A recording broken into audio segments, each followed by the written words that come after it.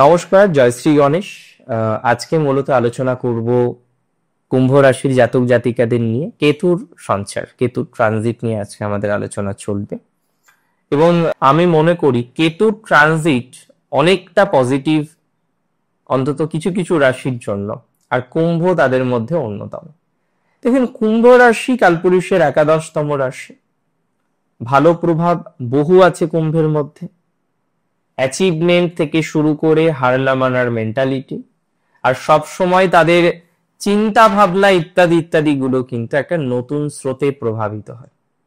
তাহলে আমি মনে করি এই যে কেতু বর্তমানে আপনাদের সমসপ্তম, মানে কলত্র ভাবে রয়েছে, এবং সমসপ্তমে কেতু অনেকে ম্যারেজ লাইফে প্রবলেমও ক্রিয়েট করেছে।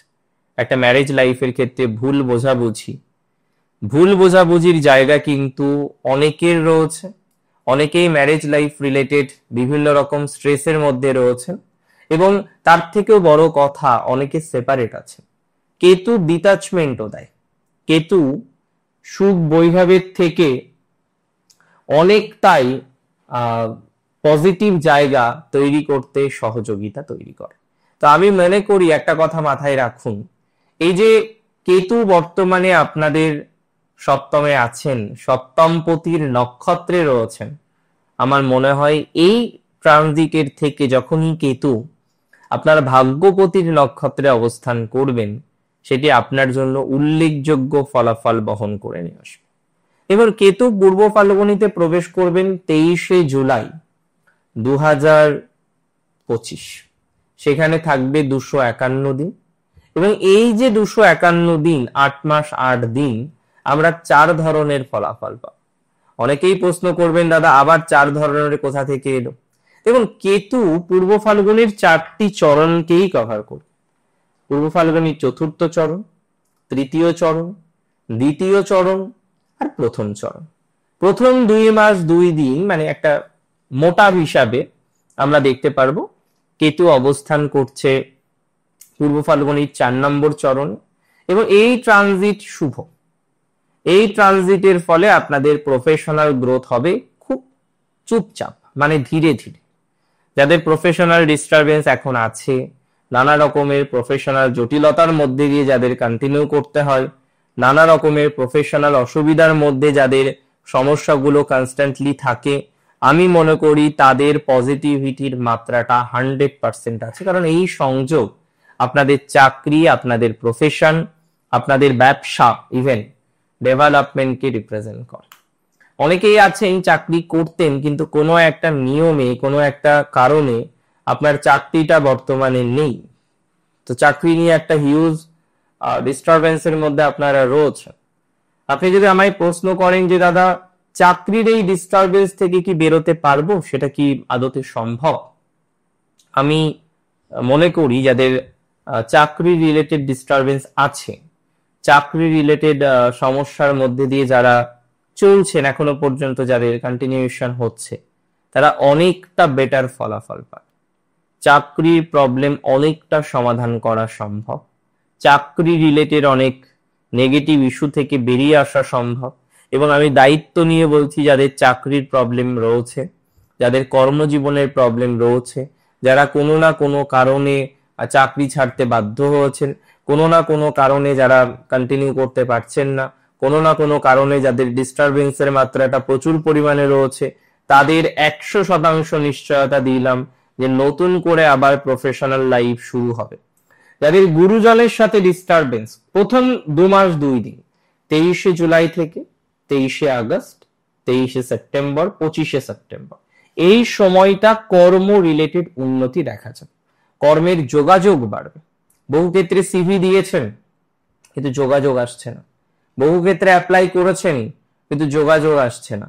তো যারা অ্যাপ্লাই করেছেন কিন্তু যোগাযোগ আসছে না, চেষ্টা করছেন অ্যাপ্লাই করে বেটার একটা জায়গা তৈরি করার, কিন্তু তৈরি করতে পারছেন না, অনেক রকমের চেষ্টা করেও যারা সাকসেসফুল হতে পারছেন না, তাদের আমি দায়িত্ব নিয়ে বলছি পজিটিভিটির মাত্রাটা বিস্তর বৃদ্ধিপ্রাপ্ত হবে। সো সিচুয়েশন সেইভাবেই আমার মনে হয় ইমপ্রুভমেন্টের দিকে যেতে পারে। সিচুয়েশন সেইভাবেই একটা পজিটিভ দিকে যাওয়ার যে প্রবণতা, পজিটিভ দিকে যাওয়ার যে ভাইস, সেটা কিন্তু আমরা দেখতে পারবো। সো মানসিক প্রেশার অতিরিক্ত নেওয়ার কোনো দরকার নেই। মেন্টাল প্রেশার অতিরিক্ত নেওয়া মানেই সমস্যা। আমি মনে করি ধীরে ধীরে ধীরে ধীরে আপনারা গ্রো করতে পারবেন, ধীরে ধীরে অপরচুনিটিজ আপনাদের অনেকটাই বাড়বে, এবং এই যে কেতুর ট্রানজিট সেটি আপনাদের অনেক কিছু শেখাবে।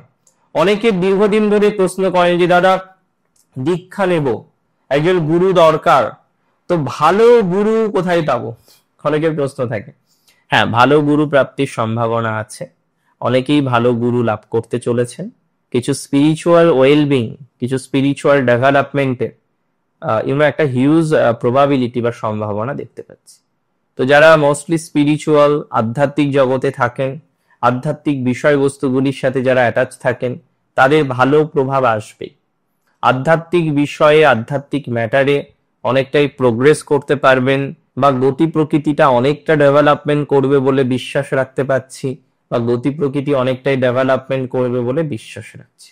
শুধু নিজেদের উপরে একটা ভরসাযোগ্য জায়গা তৈরি করতে হবে, একটা ভরসা রাখুন নিজেদের উপরে। আমি মনে করি দিন শেষে আপনাদের যে অ্যাবিলিটি আছে, দেখুন কুম্ভ, আমি বারবারই বলি, কুম্ভ সেই রাশি যাদের জীবনচক্রে প্রচুর প্রবলেম আসে। দিন শেষে দেখা যায় সবাই বিশ্বাস করে কিন্তু কেউ বিশ্বাস করে না। দিন শেষে দেখা যায় সবাই সাপোর্ট করে কিন্তু কেউ সাপোর্ট করে না। কিন্তু এই রাশির জাতক জাতিকারা এমন একটা জায়গা আলটিমেটলি তৈরি করে যে পুরো দুনিয়া এদের পিছনে চলে আসে। ভেরি সিগনিফিকেন্ট, এই ক্যাপাসিটি এদের মধ্যে আছে। অনেকেই হয়তো বলবেন যে দাদা আমি তো কুম্ভ রাশি, কিন্তু তেমন কিছু তো হচ্ছে না। আরে হবে, প্রত্যেকের গ্রহ দশা সেম নয়, প্রত্যেকের গ্রহ দশা ভিন্ন, প্রত্যেকের প্রাপ্তির সময়কালটা ভিন্ন। তো আপনাদের যখন দশা অন্তর্দশা আছে, আপনাদের যখন এই ধরনের একটা পজিটিভ অবকাশ আছে, something better will definitely happen. এটা নিয়ে তো কোনো সন্দেহও অন্তত আমার নেই।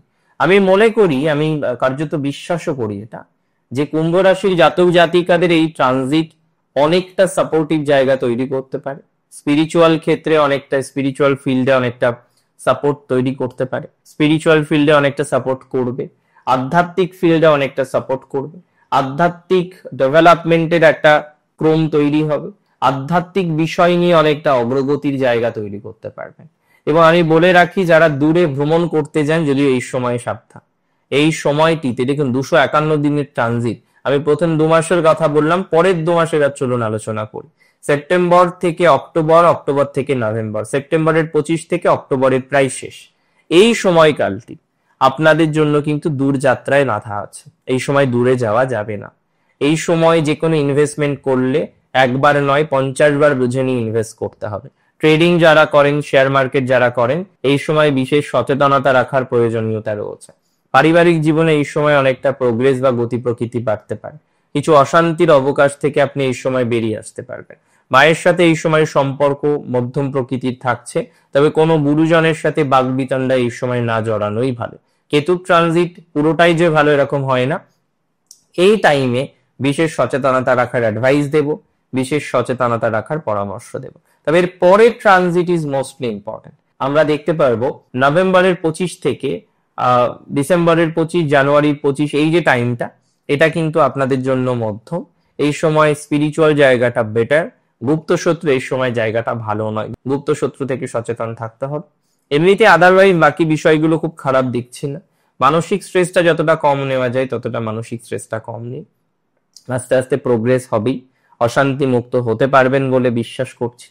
কিছু ভুলভ্রান্তির জায়গা প্রত্যেকের জীবন চক্রেই আসে, প্রত্যেকের জীবন চক্রেই থাকে। সেই ভুল ভ্রান্তিগুলো নিয়ে, সেই ভুল ভ্রান্তিগুলো থেকে আস্তে আস্তে আরো বেশি প্রোগ্রেস করার চেষ্টা করুন। আমি বিশ্বাস করি, আমি মনে করি কিছু ভুল ভ্রান্তি থাকলেও সেই ভুল ভ্রান্তিগুলো থেকে অনেকটা বেরিয়ে আসার অপরচুনিটিস বা সুযোগ আপনাদের রয়েছে, এবং ফাইনালি আপনারা সেটা বেরোতে পারবেন, ফাইনালি একটা বেটার জায়গা তৈরি করতে পারবেন। জানুয়ারির 25 থেকে মার্চের 25 বা এপ্রিলের প্রথম সপ্তাহ অসম্ভব ভালো।